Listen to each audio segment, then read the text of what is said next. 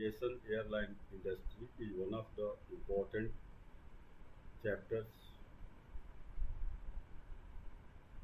for BBA students.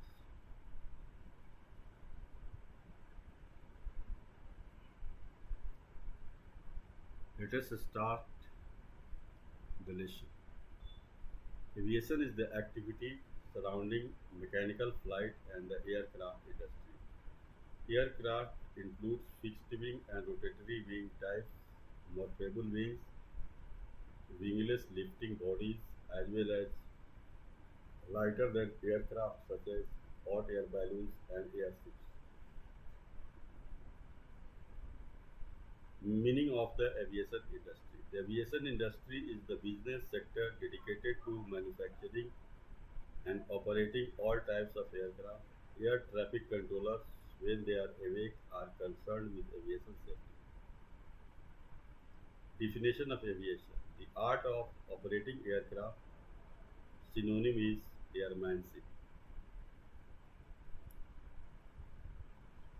There are three main sectors of aviation. There are a few different sectors of aviation, with three being the main pillars that uphold the aviation industry as a whole: commercial, general, and military aviation. When did the aviation industry start? 1903. The modern age of powered flight began in 1903 when Orville Wright made the first sustained powered flight on December 17 in a plane he and his brother Wilbur built. This 12-second flight led to the development of first practical airplane in 1905 and launched worldwide efforts to build better flying machines. Who is the founder of aviation? Wilbur and Orville Wright are considered the founders of modern aviation. Their technological breakthrough and unmatched contributions laid the foundation for the industry as we know it today. What is the aviation? If we can tell it in a sentence. How to use aviation in a sentence. The subject of aviation is admittedly one of extreme difficult.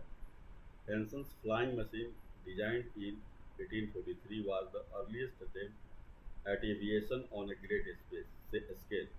He is an aviation author and historian with a special interest in aircraft armament. How does the aviation industry work? The aviation industry encompasses almost all aspects of air travel and the activities that help to facilitate it. This means it includes the entire airline industry, aircraft manufacturing, research companies, military aviation, and much more. What are the benefits of joining the aviation industry? The benefits are flexible working style, career development, exciting, ever-changing industry, booming industry, no barriers to the right career for you, lifestyle, in-demand skills. They, they lead a very wonderful lifestyle. Is aviation a good industry?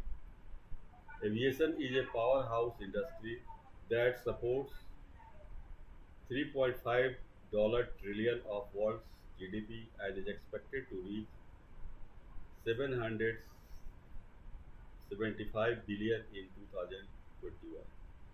It employs more than 65 million people. Meaning and genesis of aviation. Why it is called aviation? Aviation comes from the Latin avis meaning bird, an appropriate translation given that aviation deals with travel by air, specifically a plane. What is the work of aviation? Creating flight plans based on aircraft and weather conditions, performing aircraft checks before every flight, adhering to flight regulations and safety guidelines, communicating and coordinating with air traffic control for safe takeoff and landing. Aviation with an example. Aviation, the development and operation of heavier than air aircraft. The term military aviation refers to the development and use of military aircraft, while the term civil aviation refers to all non-military aviation such as air transportation provided by airlines or the carrying of cargo by commercial aircraft.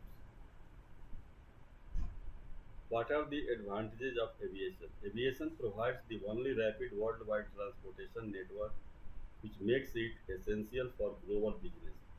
It generates economic growth, creates jobs, and facilitates international trade and tourism. What are the three types of aviation?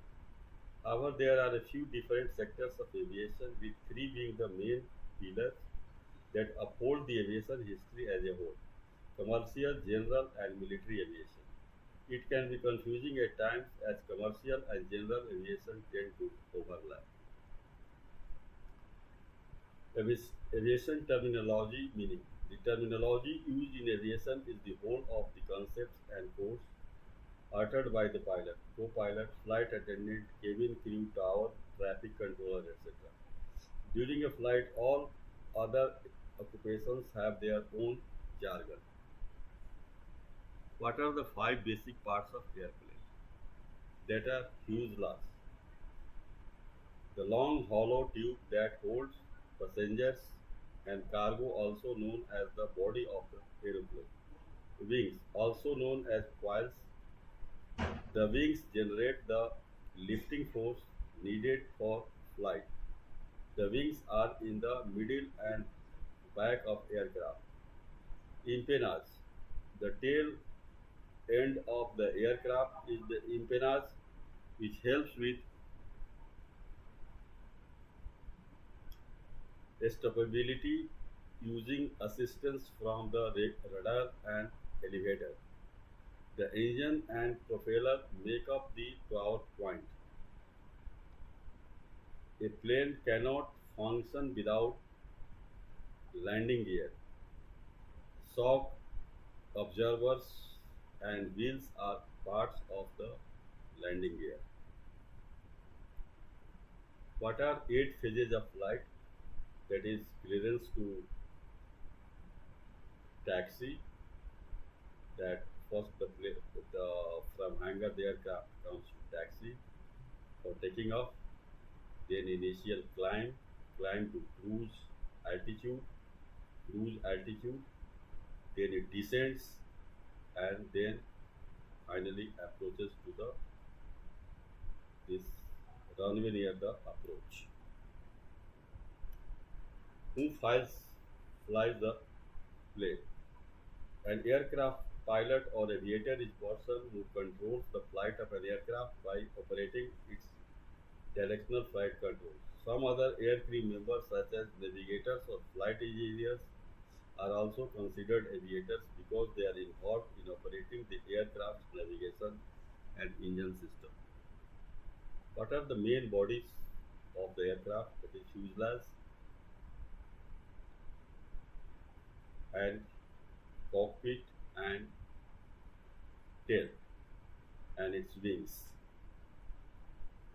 The fuselage or body of the airplane holds all the pieces together. The pilot sits in the cockpit in front of fuselage. Passengers and cargo are carried in the rear of the fuselage. There is no generic name in aviation describing the state of an aircraft being holed up and unable to land. The simplest term in mind is circling the airport or hovering over the airport.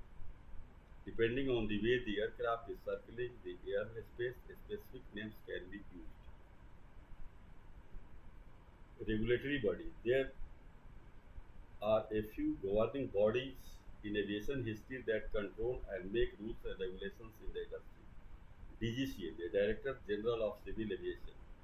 The Director General of Civil Aviation is the regulatory body in the field of civil aviation. primarily dealing with safety issues. It is responsible for regulation of air transport services to and from within India and for enforcement of civil regulations, air safety, airworthiness standards. Functions of DGCA. One of the main functions of DGCA is to ensure the safety of passengers and crew members. The organization conducts regular safety inspections of all airlines and aircraft to meet the required safety standards. It also investigates incidents and accidents that occur within the Indian airspace and takes action to prevent similar incidents from happening in the future. In addition to the safety, the DGCA also plays a crucial role in growth and development of the Indian aviation industry. The organization works closely with airlines and airport operations to promote the industry's growth and improve the overall travel experiences for passengers.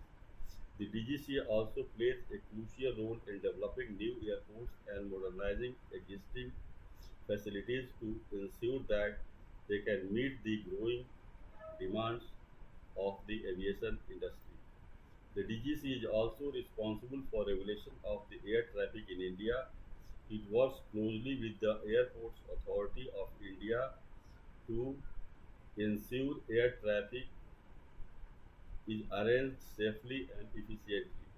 The DGCA also plays a key role in developing new air traffic control systems and technologies to improve the overall efficiency of Indian airspace. The DGCA is also responsible for issuing license and certificate to pilots, aircraft maintenance engine. Now we come to Bureau of Civil Aviation Security, that is BCS, laying down aviation security standards in accordance with Annexure 17 of Chicago Convention of ICAO, Indian Civil Airlines Organization, for airport operators, airlines operators, and their security agencies responsible for implementing AVSEC measures, aviation security measures, monitoring the importance of security rules and regulations, and carrying out survey of security needs. Ensure that the persons implementing security controls are appropriately trained and possess all competencies required to perform their duties. Planning and coordination of aviation security matters, surprise dummy checks to test professional efficiency and alertness of security staff, mock exercise to test efficiency of contingency plans and operational preparedness of the various agencies. Bureau of Civil Aviation Security. The main responsibilities of BCS includes laying down standards and measures with respect to security of civil flights at international and domestic airports in India. BCS headquarters is located at A Wing A23 floor, Janpat Bhavan, Janpat, New Delhi. ICAO, International Civil Aviation Organization, is another international organization established in 1947 by the Convention of International Civil Aviation 1944, which had been signed by 52 states 3 years earlier in Chicago. The ICAO is dedicated to developing safe and efficient international air transport for peaceful purpose and ensuring a reasonable opportunity for every state to operate. Functions of ICAO. The International Civil Organization is global leader in environmental aviation matters, having developed a range of standards, policies, and guidance material for the application of integrated measures by member states.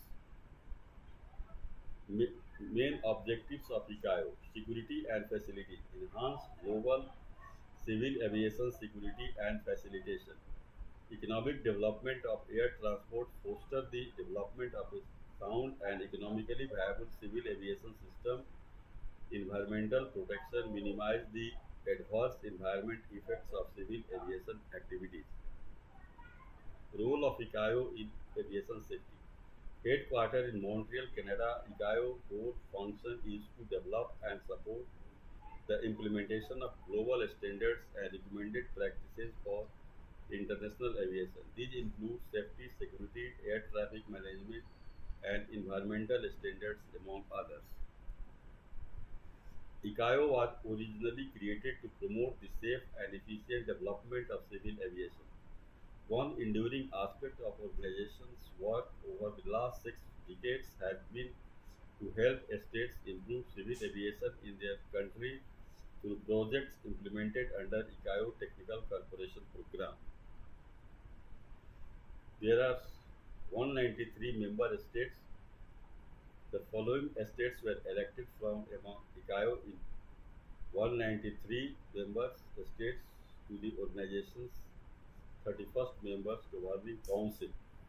During the 2019 ICAO Assembly, Australia, Brazil, Canada, China, France, Germany, Italy, Japan, Russian Federation, United Kingdom, and the United States. Next is IATA, the International Air Traffic Control Association. IATA's aim is to force for value creation and innovation, driving a safe, secure, and profitable air transport industry that sustainably connects and enriches the world. IATA's mission is to represent, lead, and serve the airline industry. IATA was founded in Havana, Cuba in April 1945.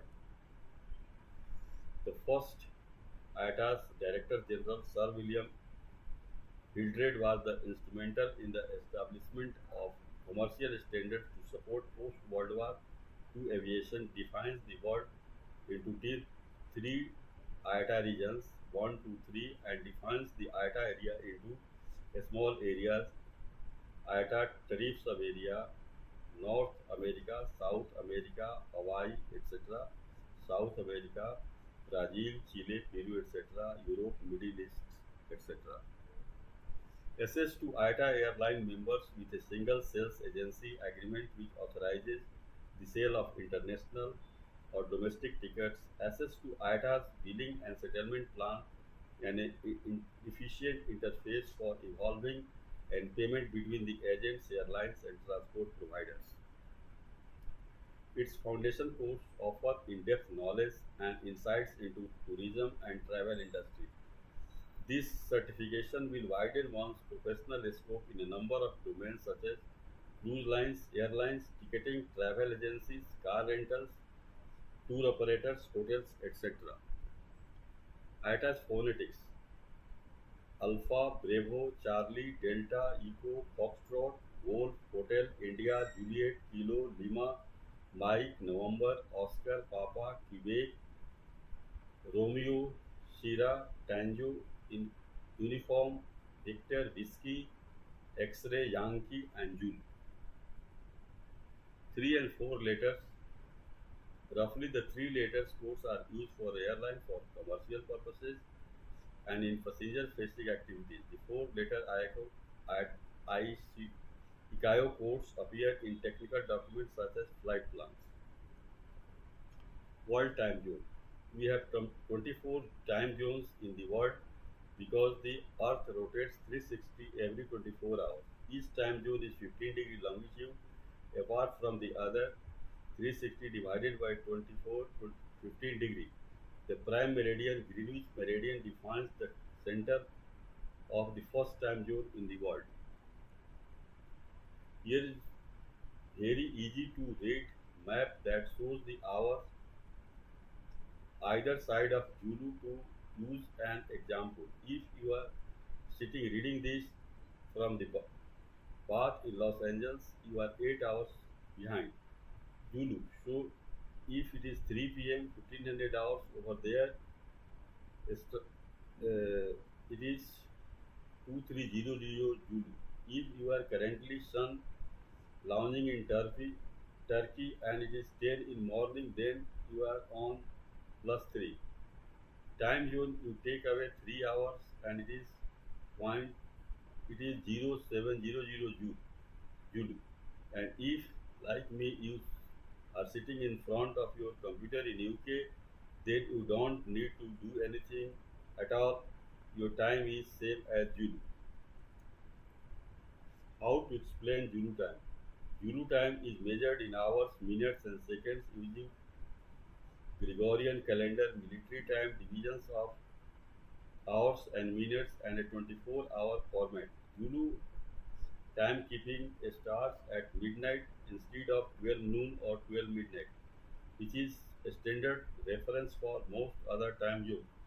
Why Zulu time used instead of local time? Why do pilots use Zulu time? Pilots use Zulu time to avoid confusion arising difference in the local time. To avoid this confusion, everyone in aviation agrees to use a single standard time as reference point. This is that what Zulu time is in the simplest possible term. UTC and Zulu time. UTC used to be called Greenwich Mean Time GMT, but still in English speaking countries or Zulu time, which is used in plane and ship navigation. UTC is the time at the prime meridian 0 degree longitude given in hours and minutes on 24 hours clock. If we have to choose which is the most popular time zone, it would be the Coordinated Universal Time or UTC because it is world's standard for regulating clocks. It is also used when referring to other time zones. Where does the world time zones start? In the Greenwich meridian. All time zones are measured from a starting point centered at England's Greenwich Observatory. The point is known as the Greenwich meridian or the prime meridian. Time at the Greenwich meridian is known as Greenwich meridian mean time on universal time. History of GMT. The use of GMT began in the 19th century Great Britain where British mariners would use the time at the Greenwich meridian and the time at their ship's position to determine the ship's longitude. Because the UK was an advanced maritime nation at the time, other mariners adopted the practice and it eventually spread worldwide as a standard convention independent of location. The problem with GMT for astronomical purposes, the GMT was said to start at noon and run until noon the following day. This made it clear for astronomers because they could log their observational data taken overnight under a single calendar date. But for everyone else, the GMT day started at midnight when everyone switched to the midnight based convention in the 1920s and 1930s. This midnight based time started was given the new name of universal time to avoid any confusion. Since this change, the term GMT is not used much anymore except for those living in the UK and its Commonwealth countries where it is used to describe the local time during the winter months. It is analogous for our standard time mode in the United States. Coordinated Universal Time is modern version of Greenwich Mean Time. As mentioned above, the phrase which refers to GMT as counted from midnight was coined in 1930s. Other than this, one of the biggest differences between GMT and UTC is that UTC does not observe daylight saving time. Backward abbreviation. Everyone ever wonder why the acronym for Coordinated Universal Time is not cut? Basically, UTC is a compromise between the English Coordinated Universal Time and French phrases Temps Universe coordinate cordon used in same official abbreviation in all languages. Another name for UTC time is Zulu or Jet time. Zulu time definition. Zulu or Jet time is UTC time only by a different name. To understand where the jet comes from, consider the word's time zone. Why each is expressed as a certain number of hours ahead of UTC or behind UTC. For example, UTC 5 is Eastern Standard Time. The letter Z refers to Greenwich Time Zone, which is zone hours UTC plus 0. Since the NATO phonetic alphabet for A Bravo B Charlie C word for jet Zulu, we also call it Zulu time. Apron. An airport apron is a paved area where aircraft park, load and unload passengers and cargo and liftware. Aprons are typically located adjacent to airport terminals, but they can also be located in other areas of the airport, such as near cargo facilities or maintenance areas. Aprons are essential for safe and efficient operation of airports. They provide a space for aircraft to maneuver and park without interfering with other aircraft or airport operations. Aprons also provide easy access to aircraft for passengers, cargo, and ground support equipment. Airport aprons are essential for the safe and efficient operations of airports. They provide a space for aircraft to maneuver and park without interfering with other aircraft or airport operations. Aprons also provide easy access to aircraft for passengers, cargo, and ground support equipment. Airport apron designed a complex process that takes into account a variety of factors including safety, security, efficiency, and convenience. The type of apron design that is best for particular airport depends on a variety of factors including the size of the airport, the volume of traffic, and the type of aircraft that use the airport. Passengers terminal. A terminal is made up of several gates where planes park and passengers wait to board. In large terminals, these gate areas may be divided into sections known as encounters, concourses filled with dining, shopping, and lounge options, as well as restrooms and other facilities. For departing passengers, the terminal is where the purchase ticket and check in for flights, check their luggage, go through security, and wait until it is time to board their plane from an assigned gate. Similarly, upon landing, a plane parks at a gate concerned to a terminal from which a passenger disembarks and proceeds to customs and immigration for international flights, finds their connecting flight, or collects their belongings at baggage claim.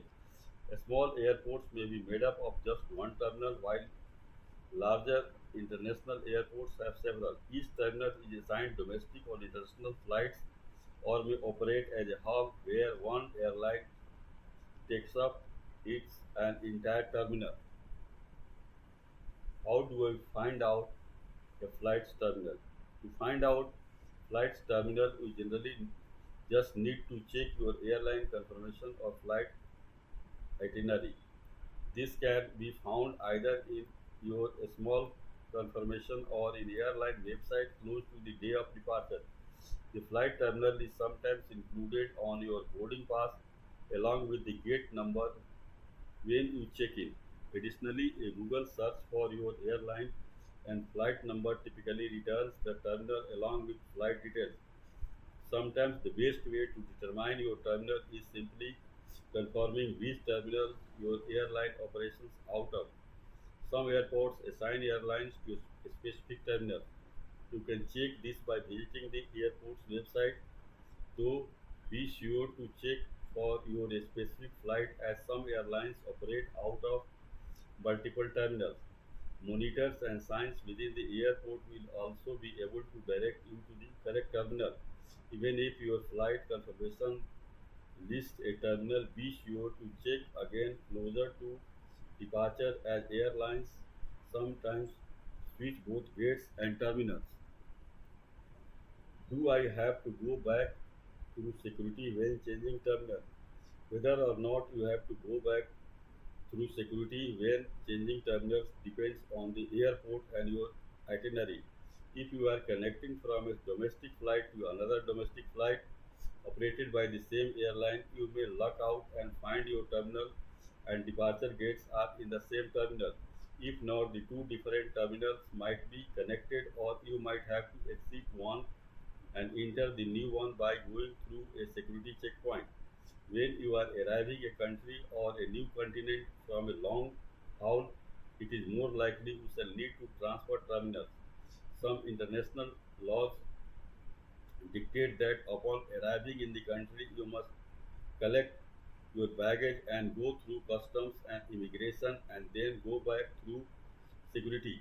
Typically, there are expedited lines for connecting passengers with flights to catch, but not always. Additionally, it may airports long hauls arrive in one terminal and regional flights depart from another and vice versa, so it is likely you shall have to switch terminal between flights and the means you may have to go through security if the two terminals are not connected post security. With nine terminals, Los Angeles International is the airport with the most terminals in the world. After that, the airports with the most terminals both in US and international include Dallas Fort Worth International Airport with five terminals and tied with four terminals each. O'Hare International Airport, London Heathrow Airport, Leonardo da Vinci International Airport, FCO and Adolfo Suarez Madrid Barajas Airport (MAD). While the following airports do not have as many terminals, they are considerably large with several concourses boasting hundreds of gates within each terminal. They have also some of the business airports in the world. Beijing Capital International Airport, PEK 3 terminals, Dubai International Airport, DBX 3 terminals, Tokyo International Airport, Canada Airport 3 terminals, Hartsfield Jackson Atlanta International Airport 2 terminals, Paris Charles de Gaulle Airport 3 terminals, Hong Kong International Airport 2 terminals, Shanghai Pudong International Airport 2 terminals. Going members get amazingly cheap flights delivered right to their inboxes. Deregularization of airport. In 1978, Airline Deregulation Act partially shifted control over the air travel from the political to the market sphere. The Civil Aeronautics Board (CAB), which had previously controlled entry, exit, and the pricing of airline services as well as inter-carrier agreements, mergers, and consumer issues, was phased out under the CAV Sunset Act and expired officially on December 31st, 1984. The economic liberalization of air travel was part of a series of deregulation moves based on the growing realization that a politically controlled economic served no continuing public interest. US deregulation has been part of a greater global airline liberalization trend, especially in Asia, Latin America, and European Unions. Network industry which are critical to a modern economy include air travel, roadways, electrical power, and telecommunications. The air travel sector is an example of a network industry involving both flows and a grid. The flows are the mobile system elements, the airplane, the trains, the power and masses, and so on. The grid is the infrastructure over which these flows move. The airports and the air traffic control system, the tracks and the stations, the wires and the cables, the electromagnetic spectrum, and so on. Network efficiency depends critically on the close coordination of grid and flow operating and investment decisions. Under CAB regulations, investment and operating decisions were highly constant. CAB rules limiting routes and entry and controlling prices meant that airlines were limited to competing only on food, cabin crew quality, and frequency. As a result, both prices and frequency were high, and local factors, the percentage of the seats that were filled, were low. Indeed, in the early 1970s, load factors were only about 50%. The air transport market today is remarkably different because airlines compete on price, fares, and much lower.